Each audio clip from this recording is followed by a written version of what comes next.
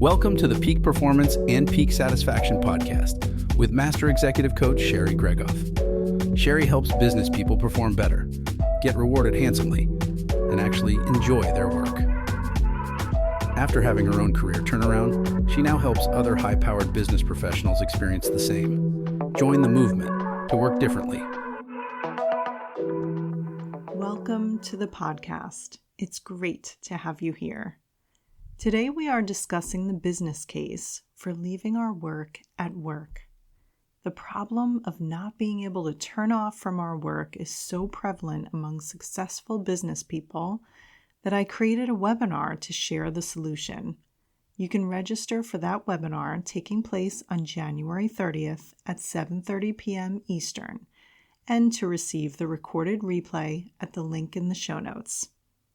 In this podcast episode, we will consider the business case for why to leave work at work as a prelude to how to leave work at work covered in my webinar. Before we jump in, I want to shout out one of my clients who had a win in this area. Here's the quote from her. "When I don't take time for myself every day, I show up as a shell of myself at home and worn down at the office. I see the difference immediately. So, it's a priority for me now." This client experimented with doing a physical activity that she enjoyed every workday. She felt well cared for, productive, and recharged on the days when she made it happen. She turned up to her partner at home, ready to spend the evening together. When she let her work schedule crowd out this time in her flow state at the gym, she felt it immediately. She started to resent her work. She was disappointed in how she was showing up for her personal life. Taking note of this pattern has her recommitted to her daily habit to keep first things first for better performance and satisfaction in every area. Similar victories are shared by all of my clients, and I have experienced it too in my own career turnaround. So let's hop to today's podcast content and get you on your way to experiencing this also. Whenever we have a routine that we follow that we just know isn't serving us, isn't benefiting us, and yet we just keep doing it over and over, there is a single reason why. Because it is offering us value in some way. If you have ever burnt your hand in the oven, you know not to do it again. It hurts. It's clear. Your body wants none of that and adjusts accordingly. Burning your skin on a hot oven is all downside. But some of these routines we get into, such as bringing our work home with us, we only continue because we like it in some way. I have a coach who says the only reason we ever do anything is because we feel like it. Whether it's good for us in the long term remains to be seen, but when we choose to do something, it's because we believe we will get more value from doing it than not. You can't really trick yourself. So if you find yourself repeating a habit that you would like to break, the key is figuring out, however subconscious or non-obvious that it might be, what that reason is why you keep choosing that action. Neuroscience is at the heart of my coaching. It helps solve the riddle when we can better understand how our brain behaves and whether it needs adjusting to get the result that we want. Once you have this knowledge, which, if you're like me, you may find riveting and so very interesting, it's critical then that you apply it, you implement what you learned, and put it to work to create value. So in today's episode, we are covering the business case for why to leave work at work.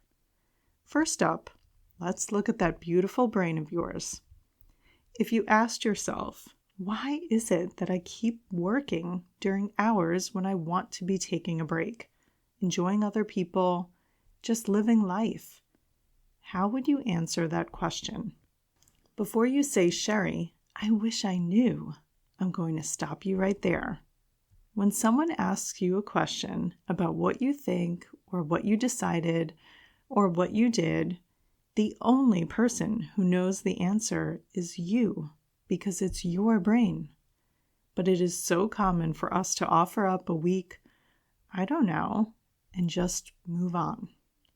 We aren't used to forcing our brain to answer. Today, I invite you to force that brilliant mind to answer. I know, you just keep thinking, I have no idea, I wish I knew. But I'm not budging. Ask my kids. I do this to them all the time, so they are starting to slash the phrase from their vocabulary. I will share with you a golden coaching question that helps your brain find the answer. Let's give this a go again. Why do you bring your work home or everywhere with you instead of leaving work at work? When your brain offers, I don't know, I will ask you, but if you did know, what would the reason be? In this one moment, we don't let our brain off the hook. We pick back up the torch to search our thoughts for an answer. Pause the podcast right here and take a second to consider your answer. Say it out loud, write it down, and keep searching for more reasons. After you have done this, I will offer you some responses that I have heard over the years. I want to impress my superiors. I want my family to be proud of what I can accomplish at work. I want to be able to pat myself on the back for a job well done. I need to keep this job. I want that promotion. I want that raise. They need me. I don't have a choice. This is due tomorrow. I love getting engrossed in my work. Beware, there are some sneaky reasons that might pose in there too. Ones like, I love what I do. When you hear me share these common answers played back to you, what is your reaction? Are these solid reasons? Good enough reasons to work for free? Good enough reasons to miss out on investing in your relationships or your health? My guess is that your honest answer is no. So why do we keep doing it? If in our right minds we know that prioritizing time for our relationships and health is the best course, not just for us personally, but even in the best interest of our performance at work, then why is it that in the moment we continue to do this habit of letting our work have the top billing on our attention? It may not be working at a computer 24/7. It could be. But more often than not, I find that successful business professionals work many hours, but then also carry that work wherever they go. The stress, the worry, the regrets, the frustration, the resentment. So there is this work tax that can follow you around, a huge distraction keeping us from being present in the location and moment that we are in. And like we said at the start of the episode, the only reason that we would voluntarily bear this tax is because we believe it gives us some kind of value or benefit. Or, just like our oven example, we would for sure not ever touch the oven without our trusty mitts to protect ourselves. So what value do you think bringing your work with you everywhere you go is adding? Maybe you like moving the needle at your business. The impact of your overworking is so meaningful to the mission or the clients that it is the noble and sacrificial thing to do, to dedicate one's life to it. This can feel so very compelling in the moment. I would bucket these common responses in this category. They need me. I don't have a choice. This is due tomorrow. When not in the moment, and instead taking a broader perspective, most business people I know would say that as important as their business is to them and their stakeholders, thinking big picture, it wouldn't be worth giving up their lives to make that impact in the business. If it's business results, ask yourself candidly whether your well-being or the business results are more important. If the business is more important to you than your well-being, then you know why you continue to do that habit. We often forget what's at stake, but when we remember, we can intentionally choose rather than falling into routines. Maybe you see your work as your identity, who you are, so it feels wrong to turn it off. Maybe you studied for years to do the work you do. Maybe you are proud of what you have accomplished. Maybe you wear your work as a medal with pride. I would bucket these common responses in this category. I want to impress my superiors. I want my family to be proud of what I can accomplish at work. I love getting engrossed in my work. I love what I do. As proud as you may be of your profession, and however strongly you identify with it, however much you enjoy being recognized by colleagues and friends as a professional, would you be more or less proud if you had equal success in the other areas of life and wore those hats just as proudly with just as much zeal? I venture to guess that you would be more proud and more satisfied. We can lose sight of the fact that excellence in our role as a business person does not need to limit our excellence in other roles. So if we are a wildly successful business person, it doesn't mean we are less effective as a spouse, parent, friend, community member, unless we give up on pursuing excellence in each dimension of our complex identities. Maybe you like being busy. Maybe it makes you feel important and needed or wanted. Maybe you wear your busyness like a badge of honor, a vote of confidence, a continuous validation of your value as a human. I work, therefore I am. I would bucket these common responses in this category. I want to be able to pat myself on the back for a job well done. I need to keep this job. I want that promotion. I want that raise. Imagine if you felt just as needed and valued by the people in your life outside of the office. Would that be nice in addition to your work busyness? What if you felt important, needed, and wanted everywhere, and even appreciated your own self so much that you invested in taking excellent care of yourself? What if busy was allocated to more than work? What if that vote of confidence wasn't just from your workplace?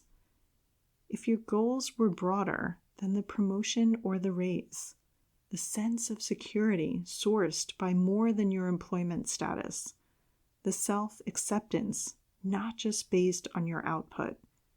Consider how your busyness would be more productive and done under less duress. Those are 3 common categories of reasons you might have found for holding fast to your work long beyond traditional work hours. Ultimately, we bring our work home with us, working at all hours or thinking about work all the time, because we think it will get us more success and satisfaction. That logic is flawed, but often subconscious, so we never rationally weigh out the options and make an intentional decision. No matter which set of reasons resonated with you, if you realize logically that there are so many benefits to putting your work down, but you don't do it, chances are you are torn up a bit about it inside, feeling conflicted that you should be doing something you are not, feeling like you are letting yourself down for not following through on what you believe would be best for you. We can end that today. The internal conflict is toxic. It weighs you down. In my experience, the impact of my own internal conflict was that I got grouchy. I would snap at people. I was always judging everyone, everything, because I was always judging myself so harshly. I felt the unrest. I woke with anxiety and lay down asleep with dread of the next day. I thought it was my circumstances, everything around me, and was shocked to realize It was the internal conflict within, more than anything else, that had me feeling this certain kind of way. When I took stock of what was most important to me and very intentionally and carefully reoriented my work and life around it, that conflict subsided. I woke with excitement for the day and laid my head down at peace and at ease at night. I felt authentic. It felt like everything I did was aligned with my priorities. The best word to describe it is free. By breaking out of inadvertent and unintentional habits, an autopilot of sorts that had my priorities upside down, I found a whole new source of energy. I was able to pursue all of my dreams. I made incredible progress, not only in my career and business, but in my health and the quality of my relationships. This transformation is what inspired me to start coaching others to the same end. So when we talk about a small habit, such as leaving work at work consistently, I share my story because the impact can start a flywheel of positive change that transforms your career and your life. It is no exaggeration. It's show-stopping. I don't think we often talk about what is possible, all the good that is available to us, even when we feel like we are cornered or in a suboptimal situation. There is incredible potential for better. So much more airtime is given to all the limitations, all the challenges, all the ways that it's hard, all the obligations. It's useful to counterbalance that with a reminder of how much is possible. I try to flood the airwaves. Can you call podcasting airwaves? Probably not. I guess I'm aging myself here. I flood social media, the world of podcasting, and most conversations I have in real life with reminders of what is possible, how we can do what seems like a dream, how we might edge closer to it today or in a single meeting. It doesn't take a groundswell, a fairy godmother, or the world to change. It takes you, me, each of us, taking control of what's in our control and taking our best shot with what we have, doing what we know is best for all the right reasons, and reaping the benefits that it cultivates. I watched a favorite kung fu movie with my kids recently. There too, the protagonist realizes all the answers he seeks are inside. He has everything he needs already. The only missing piece was realizing what a difference he could make by believing for bigger and taking his best shot. It sounds like a movie, but it's real life too. My clients and I are the proof. So when I take you through how to leave work at work in a webinar, it's not just another Zoom meeting. It's your next step to create a career and life that you love. Maybe no one else is offering you the keys to get there right now. Maybe the offer for a dream career that you have relied on to date comes with a hefty price tag of sacrificing everything else in your life. I am here to tell you that it's time to renegotiate. You don't need to settle for success through sacrifice. Sustainable success is whole life success. There is a formula, a process for getting there. I guide every client, meeting them where they are right now, to design their next chapter and bring it to life step by step. It all starts with one step forward. My webinar to show you how to leave work at work is the perfect one if you feel like it's a skill that you have yet to master. It will multiply your time. It will multiply your peace. It will have you fully present with the people you care about. It will improve your well-being. It will improve your professional performance. It will grow your satisfaction at work and at home. One skill set, one set of new habits forming a routine, one upgraded mindset, one set rank of priorities. Do you have healthy boundaries protecting what is most important to you within your day? Do you delegate effectively? Do you transition into and out of the office completely and with ease? If you can't answer yes to all three of these questions, you need to learn the value of these elements in helping you leave work at work. I will share more about each at my webinar, so you never have to wonder again how to turn off from work and return to the office refreshed and more productive. Here's an example. Have you ever gone for a run or walk or maybe a lifting session at the gym? And while you're taking your paces, your steps, or your reps, your mind wanders a bit. You are fully engaged and concentrated on the physical activity, but somewhere in a deeper layer of your consciousness, ideas start popping to mind. New, creative ideas. Solutions you never contemplated before. When this happens, you may wonder, what is going on? What gives? It's not like I even have a notebook to write down my new brilliance revealed. When we leave work at work and engage in another activity that challenges us at just the right level to keep us engaged, but not too difficult that we think we will be unsuccessful, our brain enters a different state. Distraction fades away. We become less aware of our surroundings. Time seems to fly by without us noticing. We feel sheer joy in doing the activity and just the experience, immersing ourselves in the activity. It feels so rewarding. Our performance and creativity peaks during these activities. By intentionally working time into our days to spend in the state of flow doing that activity, we will be more productive, more satisfied, with improved wellness. Now, some of you might say, Cher, work is my flow state. I hear you, friends. That is a beautiful thing, but here are two warnings to consider. First, with work as flow state, where we can easily get engrossed, check that you aren't diving so far into your work that the rest of your life is deprioritized.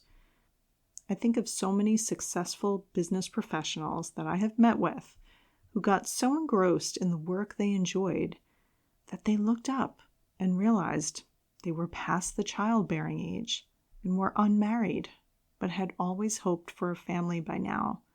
Just as one example of how life can seem to pass us by in different ways while we are busy working. Second, curating flow state outside of your work ensures that your brain formally rests from work and actually creates the space for the creative solutions related to work to percolate. I highly recommend finding another activity and environment because stepping out of the work will leave room for work ideas to spontaneously come to you as your brain is left to stretch out. If you have ever had writer's block, you know that forcing inspiration, innovation, creativity, well, it just doesn't work. You can't be working that complex problem at work and make the plan to work on solving it 24/7 until resolved. The lack of sleep, rest, breaks, movement would make your chances of success worse, not better. So step away from your desk, get some fresh air and movement. Pick up that old hobby that you haven't done in a long time and see if you still enjoy it, or find a new one. In the category of being well-rounded individuals with business and personal results that some would kill for, trying out new activities to find your flow state beyond the office is a must. P.S. It's fun. Remember that. Between all the goals and the planning and striving, we hoped there might be some fun along the way, didn't we? Well, now you know that fun outside of work is a necessary ingredient to producing your best work, so there's no excuse of work being so important that you just can't turn away from it. I'll say that again. Now you know that fun outside of work is a necessary ingredient to producing your best work, so there's no excuse of work being so important that you just can't turn away from it. Let's wrap up today's podcast with my own list of why I push past the pull I feel to just keep working, and instead I leave work at work when the clock strikes closing time. Number 1, my husband and kids, who I absolutely adore, are waiting to spend time with me, wanting my attention, and my kids are watching carefully to model their own work and lives off of the example I am setting for them right now. Number 2, my brain needs time to rest and recover for optimal performance at work. By stepping away, it regroups, and by engaging in activities that put me in my flow state, my best ideas and peak creativity come to the fore. Number 3, all work and no play makes Sherry a dull girl. I get grouchy, worn down, and am generally not all that pleasant to be around when I let the pull of work win out and carry my work stress around 24/7. Number 4, I have all the tools and knowledge to know and do better. So anytime I am not, it's because I am indulging in the reasons we began the podcast with today, or conforming to how people around me work, rather than honoring my own priorities and values. Number 5, I have seen very specific examples of how overworking leads to health issues for me, physical ailments, injuries, and emotionally I feel less resilient, capable, and calm. Number 6, the facts show, even in my own personal experience, that when I leave work at work, both my home life and career thrive. And that is what I want. The peak performance and peak satisfaction in my business career and everything else I pursue and care about.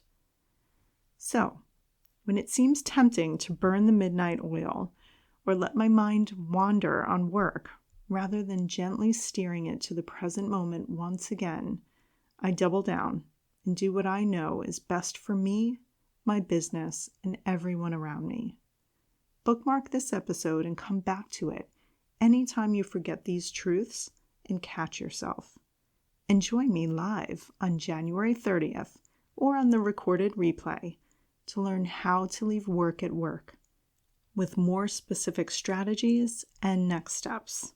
This is a free webinar, so reserve your spot in the first link in the show notes. Until next time.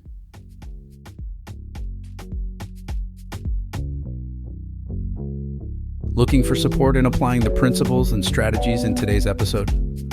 Sherry coaches clients one-on-one as their trusted confidant and advisor, helping each client create the work and life they had only dreamed of. To schedule your complimentary career strategy session, go to sherrygregoff.com/apply to book time with her today. It's one simple step that can change everything.